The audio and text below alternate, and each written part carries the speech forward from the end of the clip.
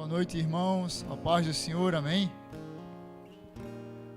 Gostaria de compartilhar um texto que está no livro de Isaías, capítulo 66, primeiro versículo, capítulo 66, a partir do primeiro versículo.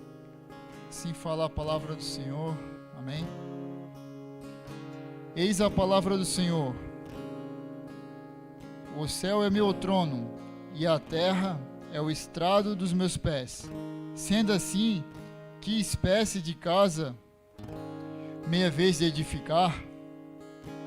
Tal casa será o meu local de descanso? Ora, não foram as minhas próprias mãos que criaram o que existe? Só assim tudo o que há veio a existir? Indaga o Senhor. Darei, pois, a minha atenção e a estima a este, ao humilde e ao arrependido de espírito, que dedica o seu amor reverente à minha palavra. Darei, pois, a minha atenção, a estima a este, ao humilde e arrependido de espírito, que dedica o seu amor reverente à minha palavra. Amém? Esse texto nos mostra a grandeza do nosso Deus, que está no trono, no céu, e a terra é o estrado dos seus pés. Esse é o Deus no qual nós servimos, um Deus poderoso, um Deus muito grande. E essa palavra nos ensina também que mais que edificações, mais que super coisas, Ele dá atenção aos humildes e os abatidos de espírito, aos arrependidos de espírito. Quem preza pela sua palavra? Deus, Ele não se importa com grandes ações, com grandes feitos, nada que possamos fazer realmente vai impressionar Deus. Mas um coração humilde e um espírito puro, isso agrada o Senhor. Temer a palavra dEle, ser fiel àquilo que Ele nos fala através da sua palavra.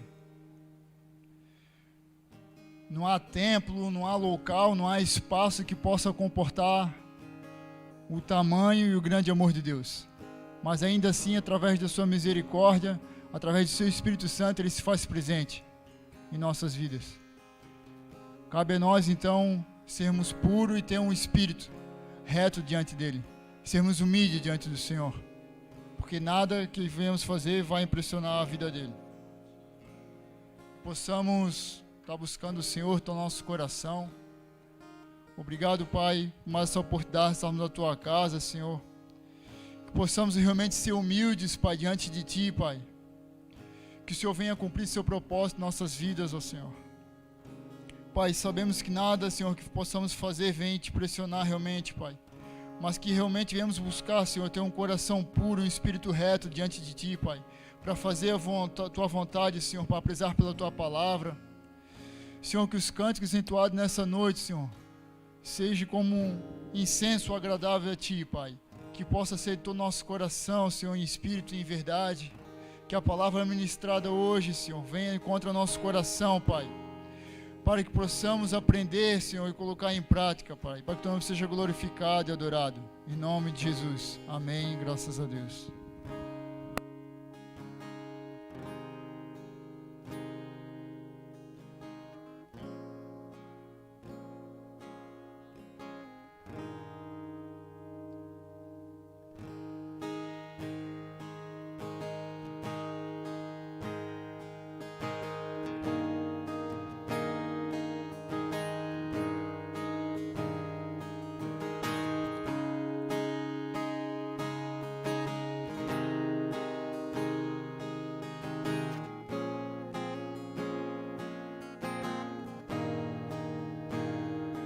Poderoso, nunca falhará, maravilhoso Deus. mais que buscamos, mais que pedimos, grandes coisas faz. Ressurgiu e a morte venceu. Nosso Deus é poderoso e em seu nome nós vamos vencer.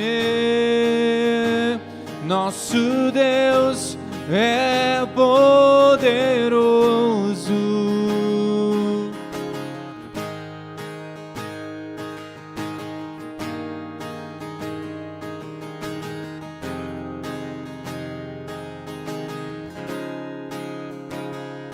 Deus conosco, sempre perto está, dando a solução.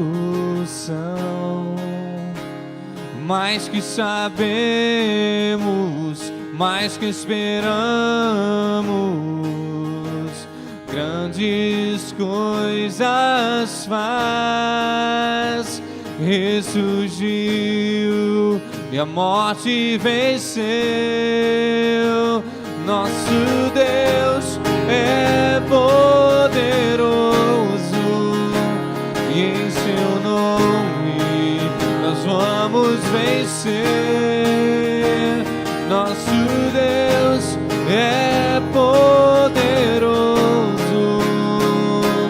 Deus conosco nos conduzirá, jamais nos deixa, jamais nos deixa.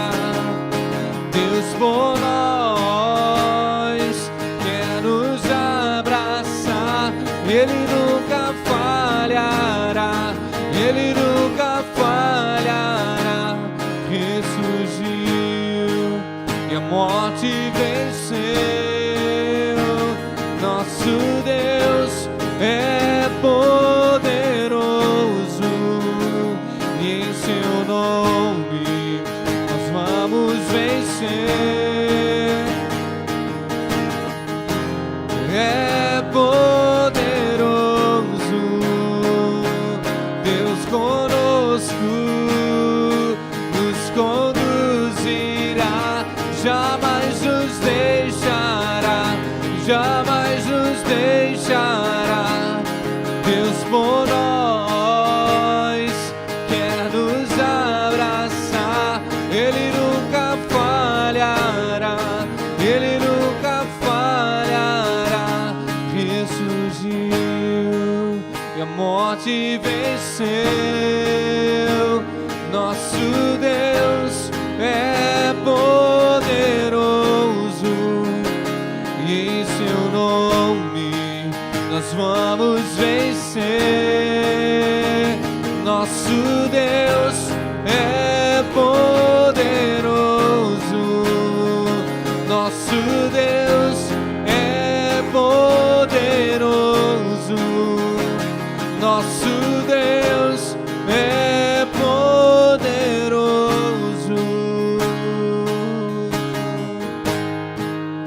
Glórias a Deus.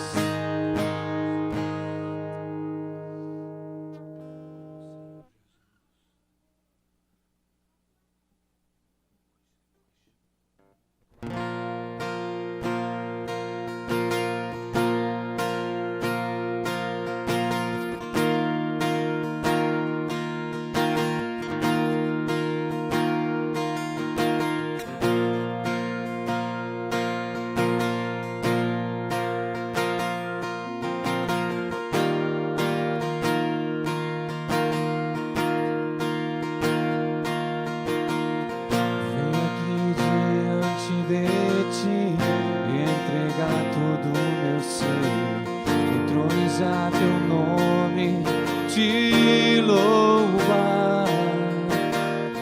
Por maior que seja a luta, eu confio em um Deus que pode restaurar o meu viver. Tudo que eu preciso, tu tens. preciso tu tens. Tudo que eu preciso tu tens.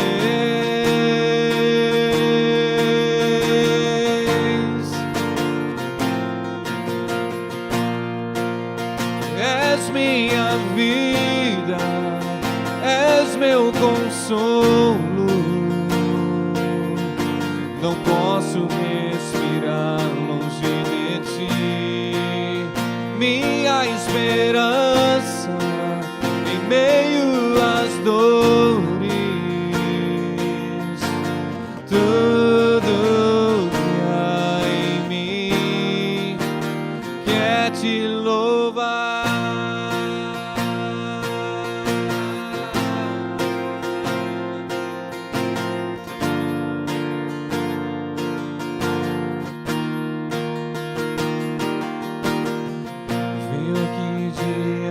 De ti, entregar todo o meu ser, entronizar teu nome, te louvar.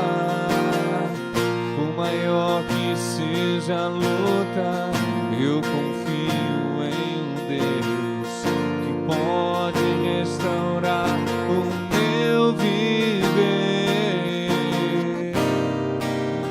Tudo que eu preciso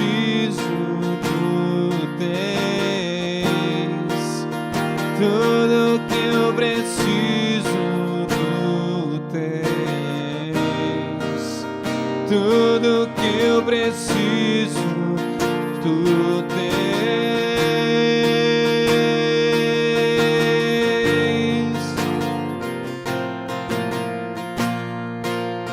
És minha vida, és meu consolo.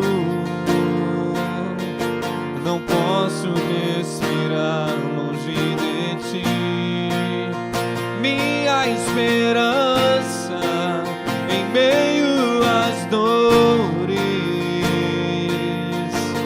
Tudo que há em mim quer te louvar.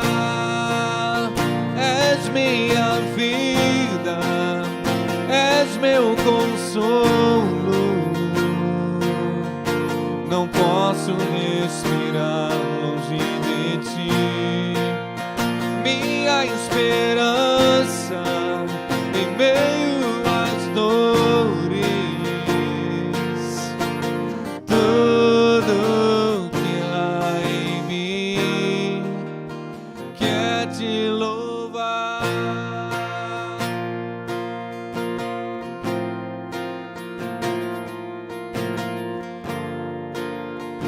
Com os teus olhos fechados nesse instante,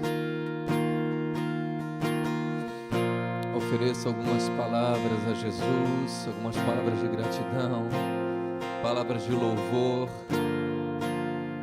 Deus, Ele tem nos abençoado todos os dias. Deus nos abençoa até mesmo quando estamos dormindo. O Senhor tem cuidado de nós, o Senhor tem ouvido o nosso clamor, o Senhor tem olhado para as nossas aflições. Se até mesmo diante dos nossos erros o Senhor se compadece de nós, quanto mais a atenção do Senhor está voltada quando o adoramos, quando louvamos o Senhor, quando entregamos, quando reconhecemos que Ele é tudo, que Ele é Senhor, que Ele é Deus Todo-Poderoso e que não há outro além dEle. Queremos te dizer nessa noite, Pai, que nós te amamos, que nós te adoramos, que nós te bendizemos e somos gratos ao Senhor por todas as coisas que tens feito, Pai. Pelo privilégio que o Senhor nos dá de participar da Tua mesa, pelo privilégio que o Senhor nos dá de sermos participantes da Tua obra nesta terra. Em nome de Jesus, Pai, em nome de Jesus. Aleluia, glórias a Deus.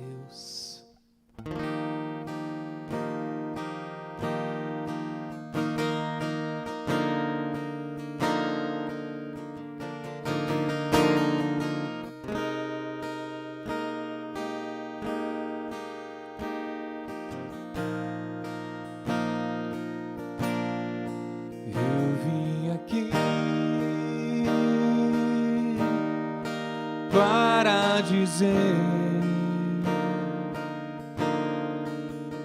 que és melhor que a vida, que o mundo. Eu vim aqui te entregar minhas lágrimas, toda a dor do meu coração, que é tão fraco, meu Senhor.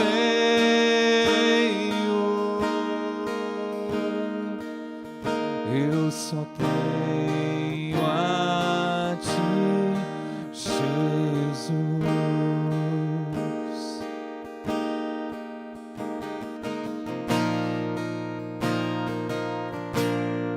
Porque para mim tenho por certo que as aflições desse tempo presente não podem se comparar com a glória que me há de se revelar. Porque para mim tenho por certo que as aflições desse tempo presente não podem se comparar com a glória que me há de se revelar. Sou tão fraco, meu Senhor.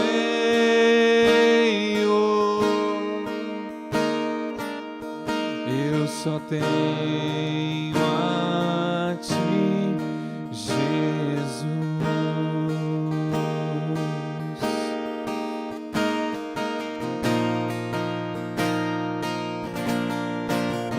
Para mim tenho por certo que as aflições desse tempo presente não podem se comparar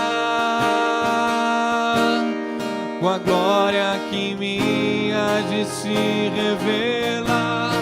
Porque para mim tenho por certo as aflições desse tempo presente não podem se comparar com a glória que em mim há de se revelar. Sou tão fraco, meu Senhor.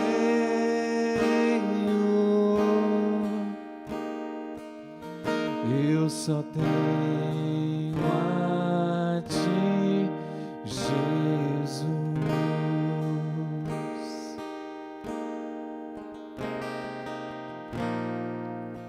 Louvado, exaltado seja o teu nome, Jesus. Glórias a Deus, amém. Dê um aplauso ao Senhor Jesus. Amém. Amém, queridos. Vamos estar passando a palavra nesse instante. Boa noite, amado irmão e irmã em Cristo. Boa noite, igreja, graça e paz. Você que nesse momento nos dá o grande privilégio, a grande honra de poder estar nos acompanhando via internet. E nesta noite, mais uma vez, nos dedicando a aprendermos um pouquinho mais da palavra de Deus em cima da carta do apóstolo Paulo à igreja dos Filipenses. Gostaria de fazer a leitura que se encontra no capítulo 2, versículo de número 19. Nós vamos ler até o final deste capítulo. Muito provavelmente na próxima semana estaremos então iniciando o penúltimo capítulo, que é o capítulo 3. Diz o texto, a partir do versículo 19: E espero no Senhor Jesus que em breve vos enviarei Timóteo, para que também eu esteja de bom ânimo ao saber dos vossos negócios, da vossa vida, porque a ninguém tenho de igual sentimento que sinceramente cuide do vosso estado. Paulo está falando de Timóteo, a quem ele pretende enviar à igreja dos Filipenses.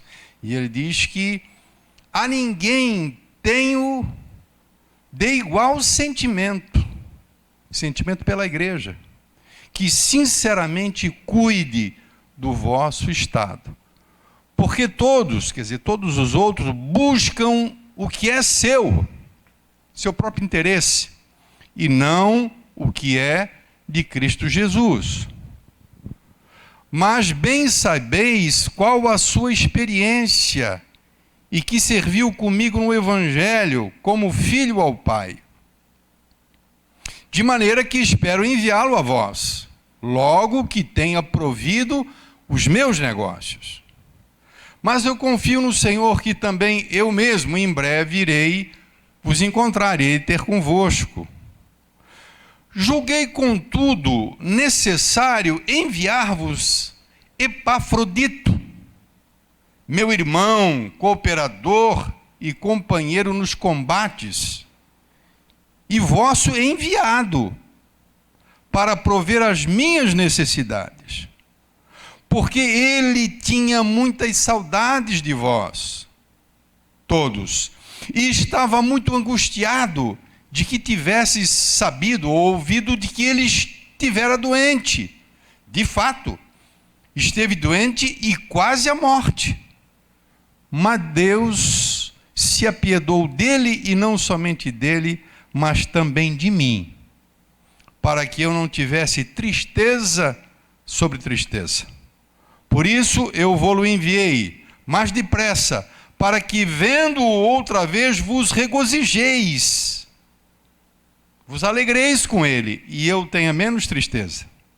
Recebam ele, pois, no Senhor, com toda alegria, e tende-o em honra, quer dizer, tende-o em alta estima, em honra, porque, por causa da obra de Cristo, ele chegou bem próximo da morte, não fazendo caso da vida, quer dizer, não se importando com a própria vida, essa exposição do risco de morte, para suprir para comigo a falta do vosso serviço. O ensino de Paulo no capítulo 2, nós estudamos a exortação de Paulo, o interesse de Paulo de que a igreja venha desenvolver a salvação, que venha se esmerar, se empenhar, crescer espiritualmente. Esse ensino de Paulo, ele não é, em hipótese alguma, uma mera utopia, como alguém possa supor. Quem pode chegar numa condição de inculpável, de irrepreensível, pois esta é a ênfase de Paulo, a exortação de Paulo no capítulo 2, quando ele exorta a igreja a que a igreja busque essa condição, e alguém pode supor que isto é alguma coisa que está muito longe ou é impossível de se alcançar. E interessante que no final deste capítulo, nós vamos justamente nos deparar com dois exemplos de homens de Deus, a saber, Timóteo e Epafrodito, dois homens intimamente ligados a Paulo e à igreja, como dois grandes exemplos daquilo mesmo que Paulo vem ensinando nesse mesmo capítulo, nesse capítulo 2. No capítulo 2, como nós vimos, Paulo mostra o seu interesse em que a igreja ela busque uma conduta compatível com a condição de filhos de Deus. Se somos filhos de Deus, devemos viver como tais. Então ele exorta para que a igreja, na condição de nova criatura, os crentes nessa condição, eles tenham um viver compatível com essa condição. Paulo, ali no capítulo 2, ele mostra o interesse de que a igreja demonstre, assim, dizendo em seu viver, as qualidades de um verdadeiro discípulo de Cristo. Por isso mesmo, ele recomenda para que os crentes de Filipos, para que os filipenses, nada viessem a fazer por orgulho, por vanglória, mas tudo o que eles viessem fazer, eles viessem fazer por humildade. Humildade é uma marca, uma característica dos filhos de Deus, diferentemente da vanglória, do orgulho. Paulo, no versículo de número 3, ele também afirma que os crentes, eles devam se considerar uns aos outros superiores. Então, eu devo considerar os meus irmãos superiores a mim. Ele fala isso no versículo 3, né? Considerar o outro superior a si mesmo. Isso não é uma condição corrente no meio do mundo, mas isso é uma característica da igreja. Paulo os exorta a que demonstrem interesse pelos outros. Isso nós vimos tudo, mas eu estou justamente trazendo rapidamente de volta para que nós possamos entender que o testemunho de Timóteo e de Epafrodito são testemunhos que vêm de encontro a essa característica, que se coadunam, né, com a condição de discípulos de Cristo, de genuínos discípulos de Cristo. Paulo quer que os crentes se preocupem com os outros. Isso não é ser metido, e não é querer se meter na vida do outro. A questão de se preocupar e mostrar interesse é por causa do amor, por causa do cuidado. Paulo quer que as pessoas cuidem umas das outras, justamente porque se trata de irmãos, né? Porque se trata de pessoas que fazem parte de um corpo, e o corpo coopera uma parte com a outra parte, todos se ajudam, né? Existe cooperação, existe ajuda mútua, né?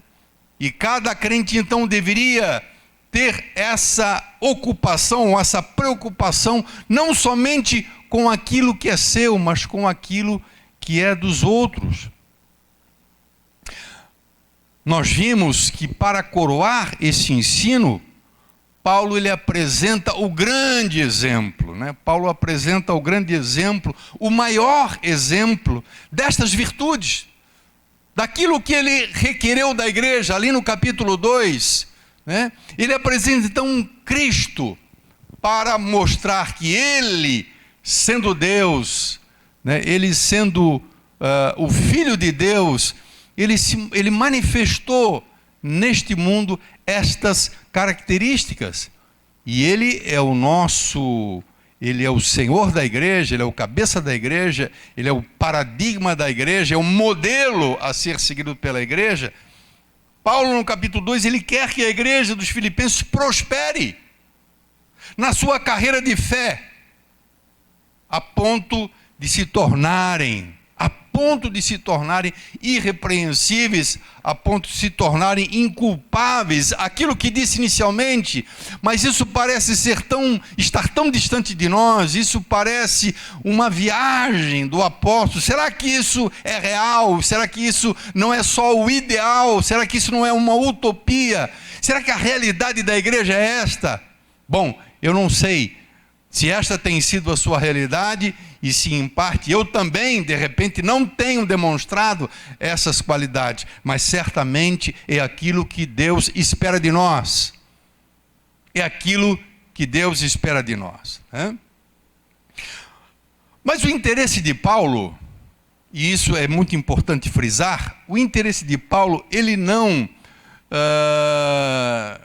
se manifesta só no sentido de que ele espera, que ele deseja ver na igreja um exemplo de espiritualidade, um exemplo de maturidade, de conhecimento, de fé, de santidade, né?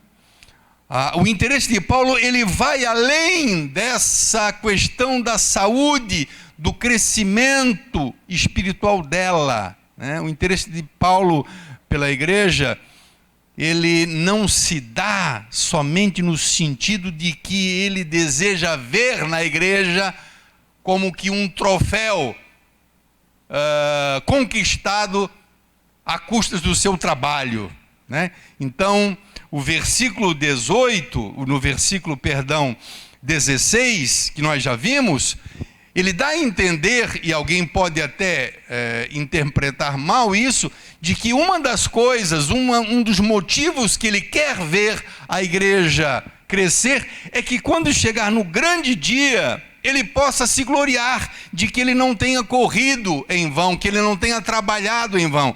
Então alguém pode imaginar que talvez o único interesse de Paulo na igreja é ensinar a igreja, advertir a igreja, exortar a igreja a ter uma vida de santidade, para que um dia ele possa se orgulhar do trabalho que ele fez.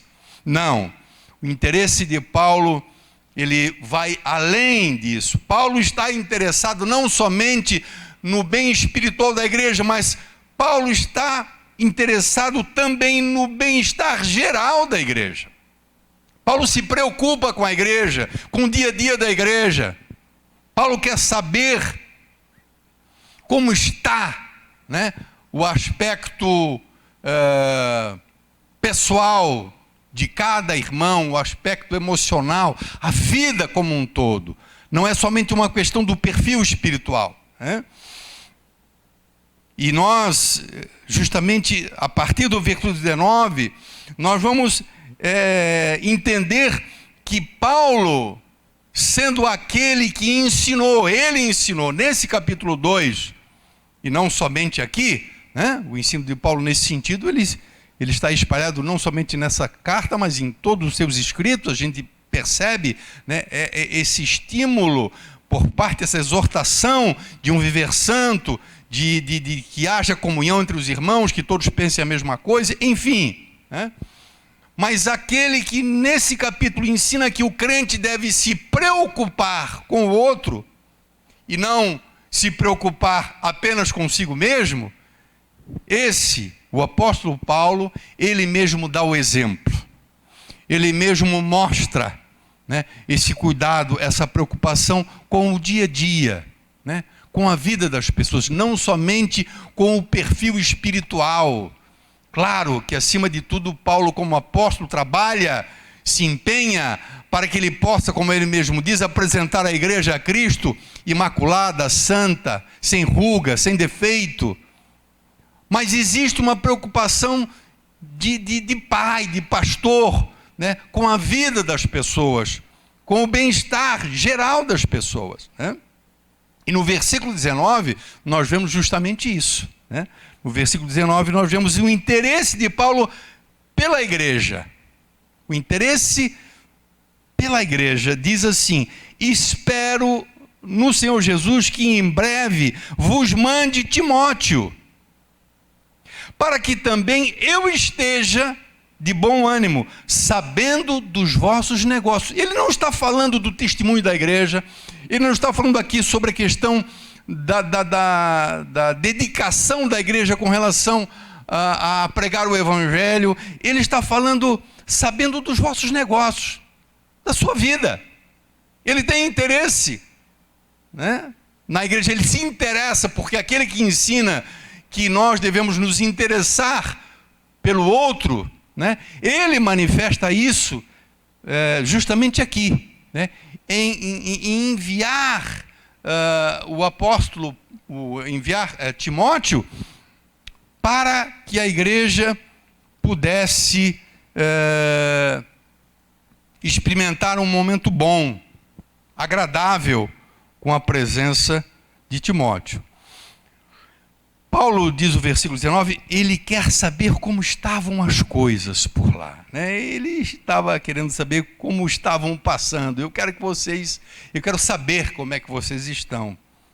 Mas note bem que ele podia obter essa informação simplesmente recebendo uma carta, esperando uma carta de volta com as informações, ou ele podia mandar simplesmente uma outra pessoa qualquer que fosse lá pessoalmente ver a situação em loco e trazer para ele as informações, né?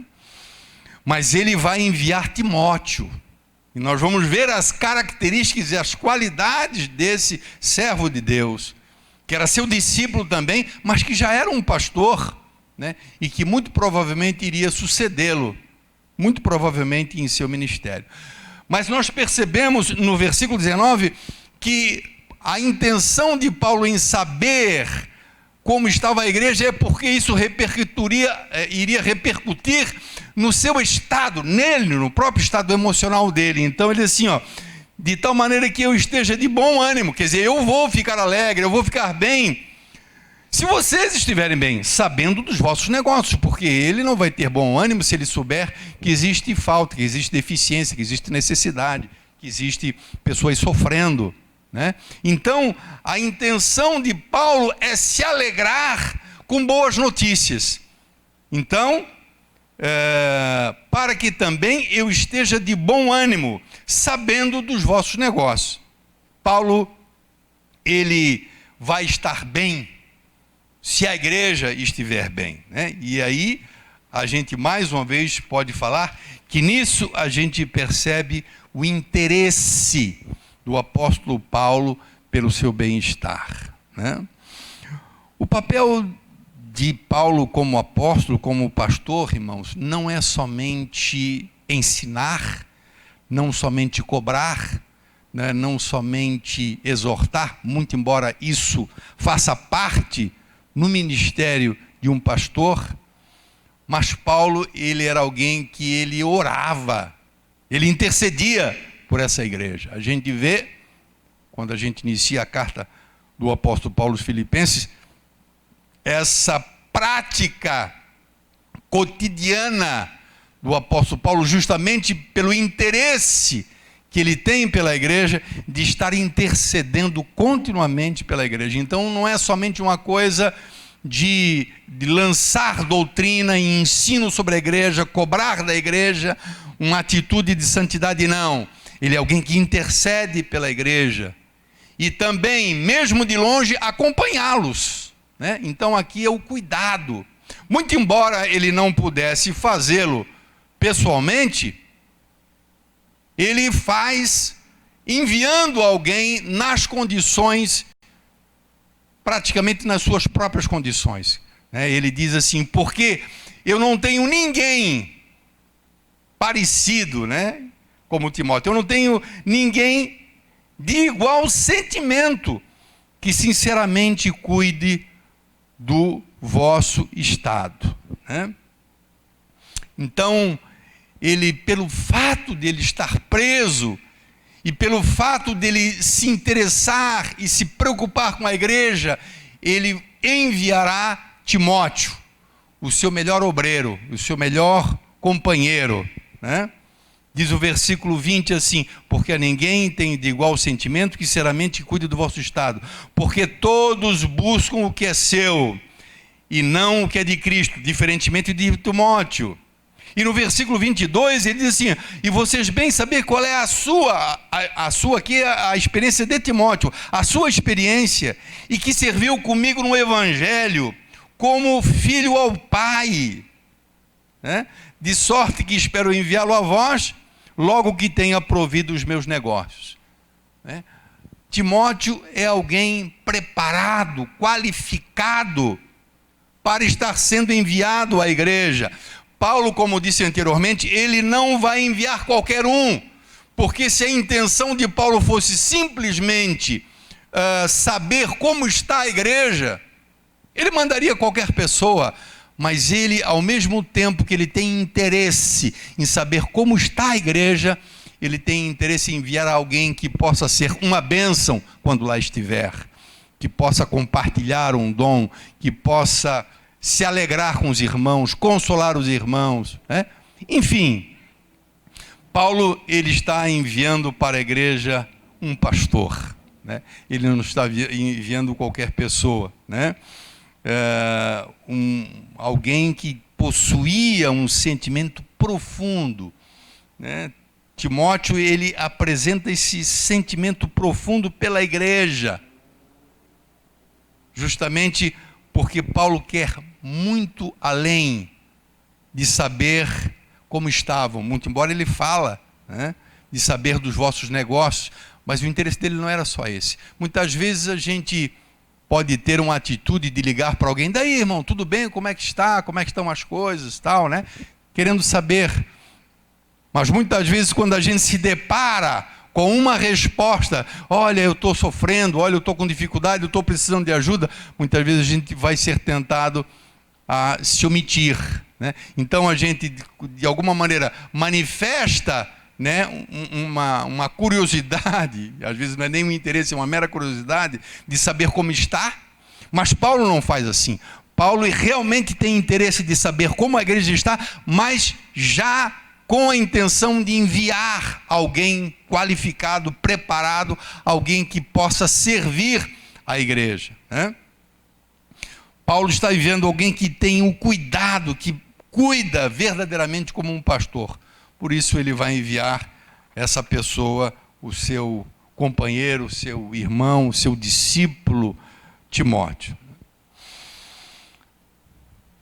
Depois, no versículo 25, ele vai falar agora de uma outra pessoa. Eu não sei se os irmãos estão entendendo, né?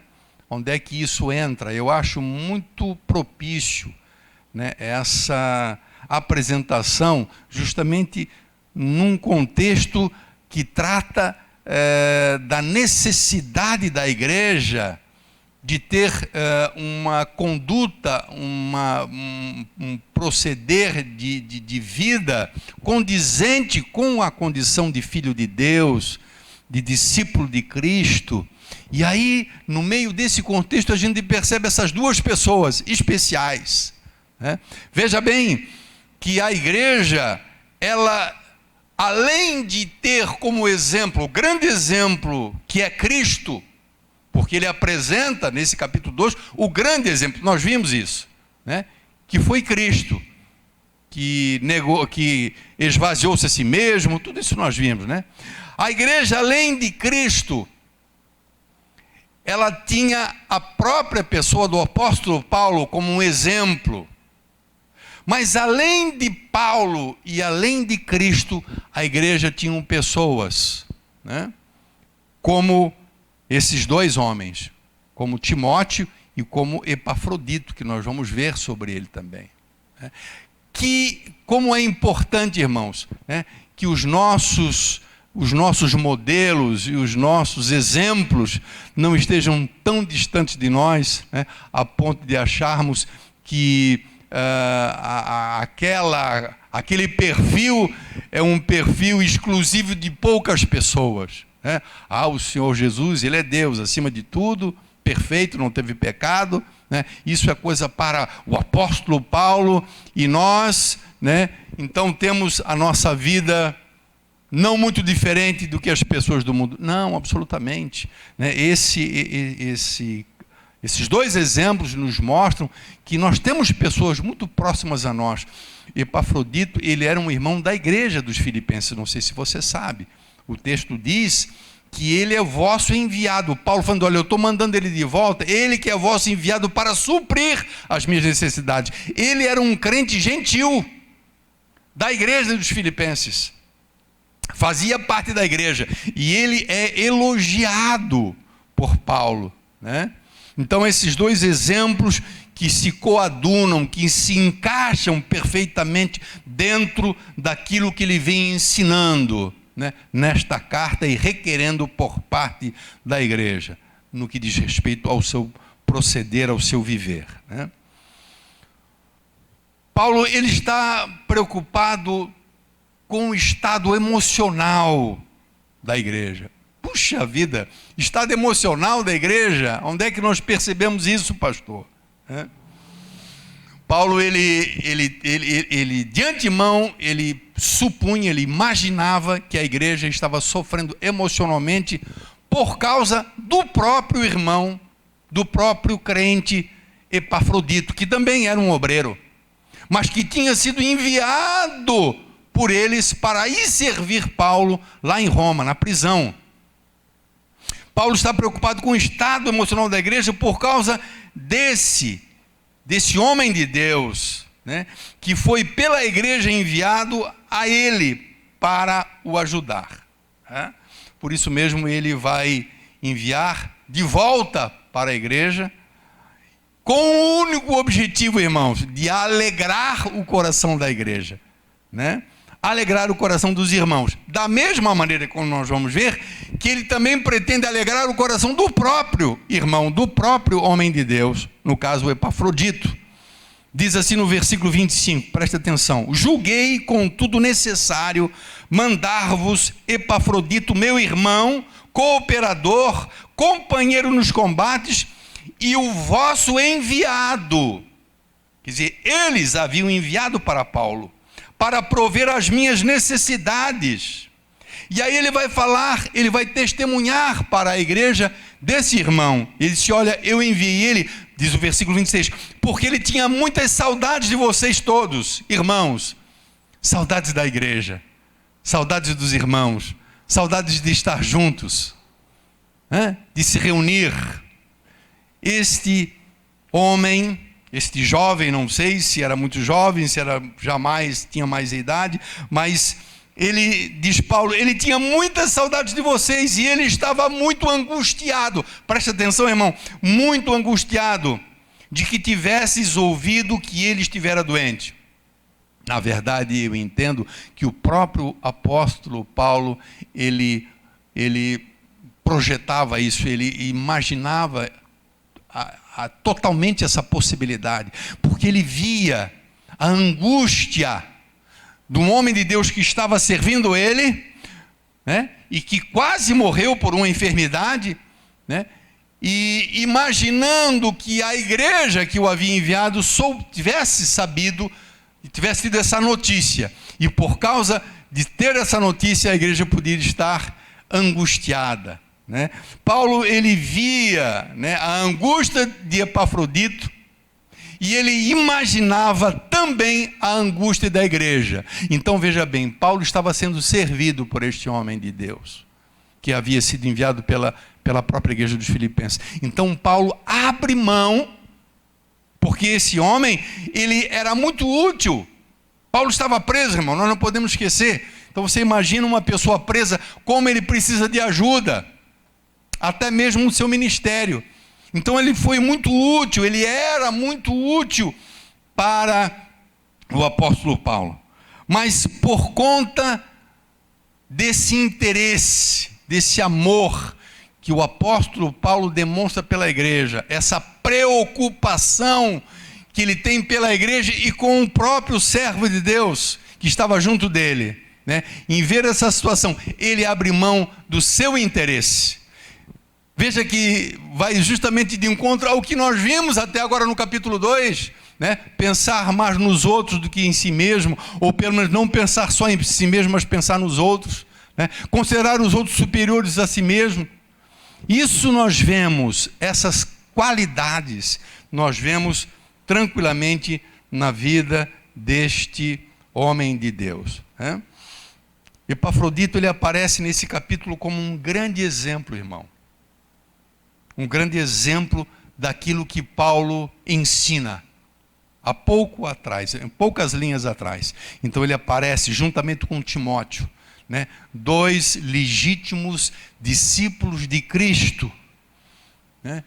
E que manifestam que são tranquilamente, podem ser considerados grandes exemplos de amor, de comunhão com a igreja, porque nós vemos aqui esse sentimento não somente com Cristo, mas sentimento pela igreja. Timóteo, diz o apóstolo Paulo no versículo 20, nós vimos que eu não tenho ninguém igual, com um sentimento que sinceramente tenha cuidado de vós, alguém que se preocupe tanto com vocês, que quer ajudar vocês. que amem vocês. E não foi diferente também no caso de Epafrodito. Os dois, eles são exemplos de amor, de comunhão com a igreja, exemplos de entrega, exemplos de serviço e de cuidado, né? Deus, louvado seja o nosso Senhor, sempre nos apresenta exemplos, né? Que bom que a gente pode olhar para alguns irmãos e a gente ver Cristo na vida deles, a gente vê amor na vida dessas pessoas, a gente vê serviço, né? Entrega, alegria em poder servir, desejo de estar com a igreja. Muitas vezes alguém pode dizer, bom, eu sirvo a Deus, eu louvo a Deus, da minha maneira, eu temo o Senhor, mas muitas vezes não manifesta esse sentimento que a gente vê, essa preocupação que a gente vê nesses homens, né? Com relação aos irmãos, com relação à igreja, né? Para finalizar, eu torno a dizer, para enfatizar, né, de que essa igreja, a igreja dos Filipenses, ela tinha o grande privilégio, né, de poder olhar não somente para Cristo, porque, claro, o grande exemplo é Cristo, né? O ensino de Paulo, ele é confirmado através do exemplo de Cristo. Paulo cita Cristo no capítulo 2. Ele mesmo se apresenta como um exemplo para a igreja, né? Ele é aquele que pode dizer para a igreja, sejam meus imitadores como eu sou de Cristo. Paulo é esse homem que é exemplo. Mas será que a igreja não pode olhar para as outras pessoas? Não, nós cremos que existem muitas pessoas para as quais a gente pode olhar, né? A gente pode ver nessas pessoas exemplos, né?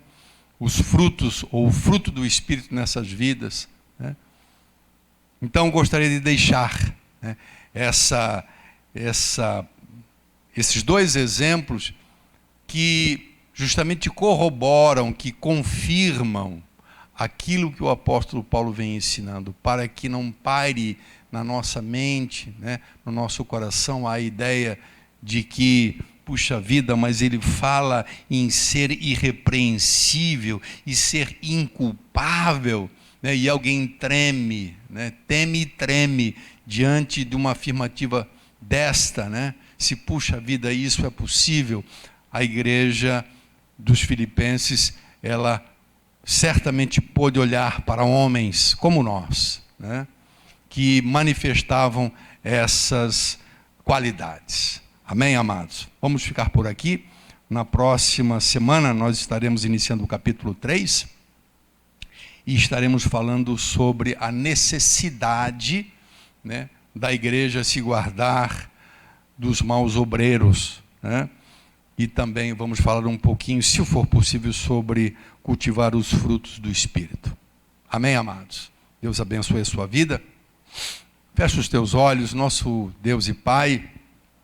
Te louvamos, Senhor, por mais esta noite, por mais esta oportunidade que o Senhor nos dá, de olharmos para a Tua Palavra. Deus bendito e amado, que o Senhor nos conceda, através do Teu Espírito Santo, o Senhor nos dê, o Senhor nos possibilite vivermos esta vida que o próprio Senhor requer de nós. Isso não é uma vida requerida, um estilo de vida, Senhor, um modo de vida requerido tão somente pelo apóstolo. Nós sabemos que é o Senhor que requer isso de nós, né? O Senhor requer que nós vivamos uma vida que glorifique o Teu nome, né? A nossa vida deve, Pai, glorificar o Teu nome. Por isso nós sabemos que isso que aprendemos, que isso que ouvimos, nada mais é do que a expressão da Tua vontade.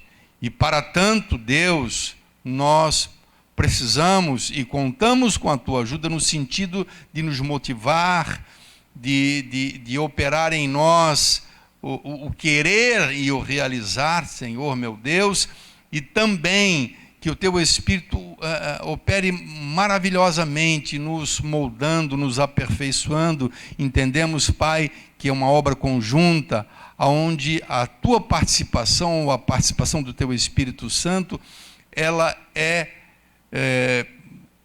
indispensável, Senhor, mas também o Senhor requer de nós esse esforço, esse empenho. Te agradecemos, Pai, te digo mais uma vez por este momento, por este tempo que o Senhor nos deu para estarmos debruçados e refletindo sobre a Tua palavra. Abençoa, Deus eterno, cada família, cada vida, no seu lar. Deus eterno, estejam Tuas mãos estendidas, cooperando com todos os Teus filhos, ó Pai. Oramos a Ti em nome de Jesus. Glórias a Deus. Amém. Graças a Deus.